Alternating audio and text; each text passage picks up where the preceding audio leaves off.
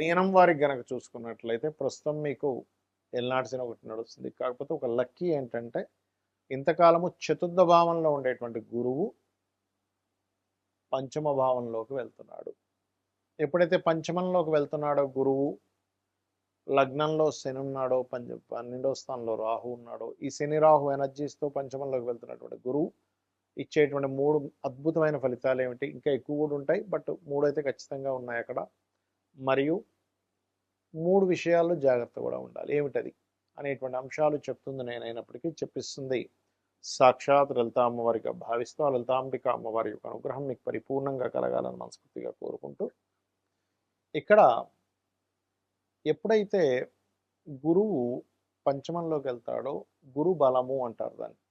ఎటువంటి గురు బలము అంటే కొన్ని శుభకార్యాలు ఇంట్లో జరగడానికి, అదేవిధంగా సంతానాన్ని పొందడానికి, తీర్థయాత్రలు క్షేత్రాల దర్శనానికి, అంటే ఇవన్నీ కూడా శుభ ఫలితాలేనండి. ఎందుకంటే మనం ఒక తీర్థయాత్రకు వెళ్తున్నాము, ఒక క్షేత్రానికి వెళ్తున్నామంటే అక్కడ ఉండేటువంటి దేవతా అనుగ్రహాన్ని మనం పొందుతున్నాం.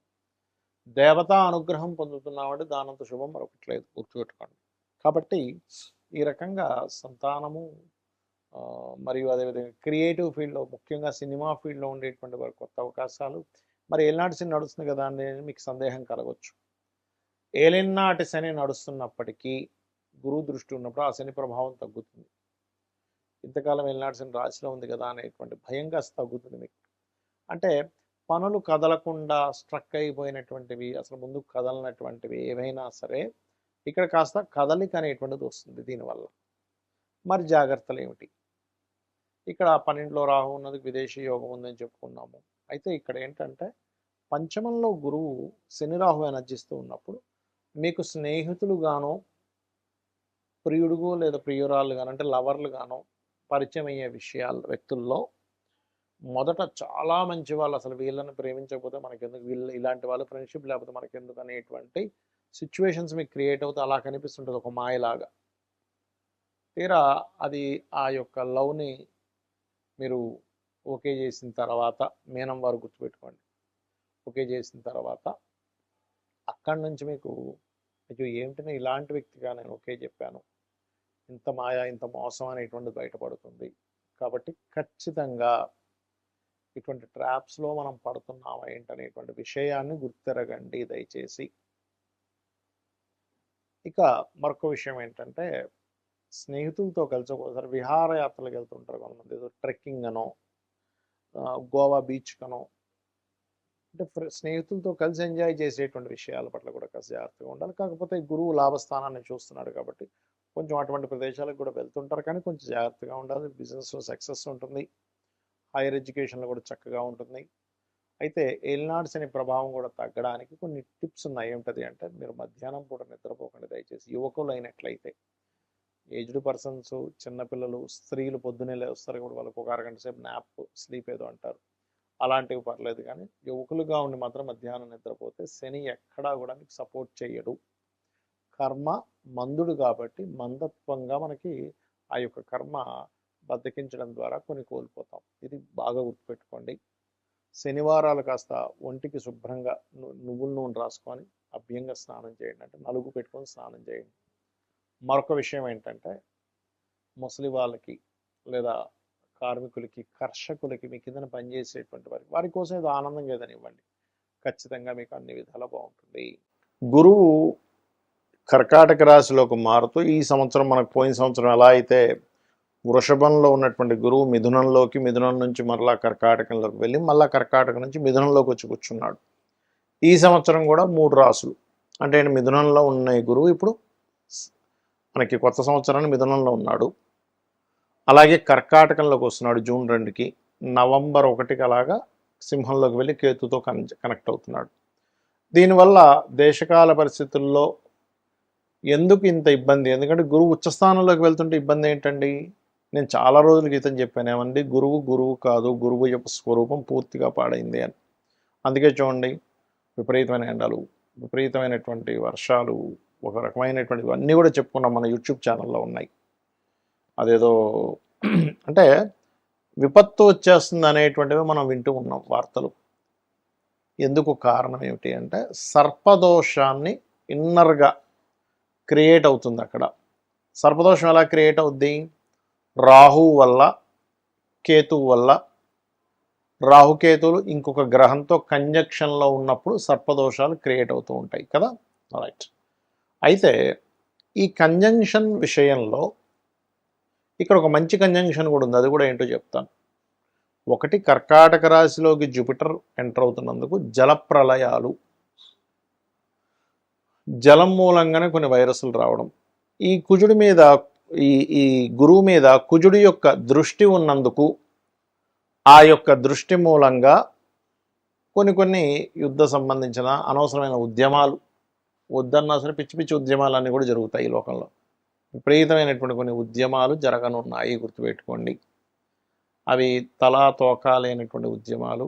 అనవసరంగా ఎందుకు చేస్తున్నారా ఇప్పుడు ఈ ఉద్యమం అనుకోవడం. కొన్ని మంచివి కూడా జరుగుతున్నాయి, మంచిగా ఉండవని నేను చెప్పట్లే. పాపం వాళ్ళ న్యాయం కోసం పోరాడేవి కూడా ఉంటాయి, అందులో ఉండవని నేను చెప్పట్లేదు. ఎందుకంటే కుజుడు ఓన్ హౌస్లోకి ఉండి గురువుని చూస్తున్నాడు. కర్కాటక రాశిలో ఉండే గురువు. కర్కాటక రాశిలో ఉండే గురువు అంటే ఏంటి? విద్యార్థులు, విద్యా సంస్థలు, విద్యా సంబంధించిన విద్యార్థులు కొన్ని ఉద్యమాల్లోకి ఎంటర్ అవ్వడం ఇస్తాడు ఇక్కడ. ఎందుకంటే ఏం గురువు మంచి ప్లేస్లో ఉన్నాడు కదా, కుజుడు కూడా ఓన్ హౌస్ నుంచి చూసుకుంటున్నాడు కదా అంటే ఇక్కడ మనం అర్థం చేసుకోవాల్సింది, గురువు శని రాహు ఎనర్జీస్తో ఉన్నప్పుడు సర్పదోషాన్ని క్రియేట్ చేస్తూ ఉంటాడు. అందుకే మనకి ఇంకా విపరీతంగా వార్ స్ట్రాటజీస్ ఇంకా పెరగడం జరుగుతూ ఉంటుంది. అలాగే మరొక విషయం ఏంటంటే ఈ జలప్రలయాలు అనుకోండి, పశువుల మూలంగా అంటే కొన్ని జంతువుల మూలంగా కూడా వచ్చేటువంటి వైరస్లు అనుకోండి. కుజుడు కొన్ని జంతువులు కారకుడు కూడా తీసుకుంటాం మనం, కాబట్టి వాటి మూలంగా అవ్వడం అనేటువంటిది జరుగుతూ ఉంటుంది. మరి ఈ యొక్క ప్రభావం ఇలా ఉన్నప్పుడు అందరూ చేయవలసినటువంటి రెమెడీస్ ఏమిటి? ఇక్కడ మీ లగ్నం తెలిసినా, మీ రాశి తెలిసినా తెలియకపోయినా, మీది ఫలానా నక్షత్రము అని చెప్పి మీకు తెలిసినా తెలియకున్నా కూడా మీరు చేయవలసినటువంటి పరిహారాలు ఏమిటి ఇక్కడ అని చెప్పి చూసుకున్నట్లయితే, ప్రధానంగా ఇక్కడ మీరు చండీ, మీ ఇంట్లో మీరు చండీ చేయించుకునే స్తోమత కనుక మీరు కలిగి ఉన్నట్లయితే ఖచ్చితంగా ఇంట్లో చేయించుకోండి. Point number 1. రెండవది ఏమండి, మాకు అంత స్తోమత లేదు, ముందే డబ్బులు లేక మేము విలవిల్లాడిపోతున్నాం, మళ్ళీ ఇప్పుడు ఈ చండీ ఎక్కడ చేయించుకోవాలి, చాలా ఖర్చుతో కూడుకున్నది అంటే సామూహికంగా ఆలయాల్లో చేస్తూ ఉంటారు. మీకు దగ్గరలో ఉండే వాళ్ళు చాలా తక్కువ ధనానికి చేస్తూ ఉంటారు, ఎందుకంటే సామూహికం కాబట్టి అందరికీ అది షేర్ అవుతుంది కాబట్టి అలా వెళ్ళి చేయించుకోండి. అది కూడా లేదండి చాలా ఇబ్బందుల్లో ఉన్నాను, మీరు డబ్బు ఖర్చు పెట్టకుండా రూపాయి కూడా ఖర్చు లేకుండా ఇంకో 2 ఉపాయాలు ఉన్నాయి. అవేమిటి? చండీ జరుగుతున్నటువంటి ప్రదేశానికి వెళ్ళి కూర్చోండి, శ్రద్ధగా, భక్తిగా, శ్రద్ధగా అక్కడ కూర్చుంటే చండీ చేయించిన దాంట్లో పావు వంతు అంటే 25% ఫలితం మీకు ఖచ్చితంగా వచ్చి తీరుతుంది. అందులో ఎటువంటి సందేహం కానీ సంకోచంగా లేదు. ఇది శాస్త్రాల్లో చెప్పినటువంటి అంశం నేను చెప్తున్నాను నేను మీకు. అలా కూడా కాదు, నేను ఏదో దుబాయ్లో ఉన్నాను, ఎక్కడో ఉన్నానండి, నా పరిస్థితి ఇలా ఉంది, ఇక్కడెక్కడా కూడా అక్కడ చండీలు అవి ఏం చేయరు. అప్పుడేమిటి? యూట్యూబ్ ఉందిగా, మీరు ఎక్కడున్నా కూడా, మీరు ప్రపంచంలో ఎక్కడున్నా యూట్యూబ్ ఉంది. ఆ యూట్యూబ్లో చండీ పారాయణము అని కొట్టండి, వినండి. ఏమిటండి అంత కన్ఫ్యూజన్గా ఉందనుకుంటే లలిత వినండి, కనీసం సరిపోతుంది, ఏమీ అక్కర్లేదు. ఎందుకంటే మీకు స్తోమత ఉంటే ధనం పెట్టి చేయించుకోండి, స్తోమత లేకపోతే కేవలం లలితా సహస్రనామాలు విన్నా మీకు ఆ ఫలితం వస్తుంది. అమ్మవారు అమ్మలాగా కాపాడుతుంది, ఒక బిడ్డని ఎలా కాపాడుతుందో అలా కాపాడుతుంది. ఎలాంటి వాటి నుంచి కాపాడుతుందండి?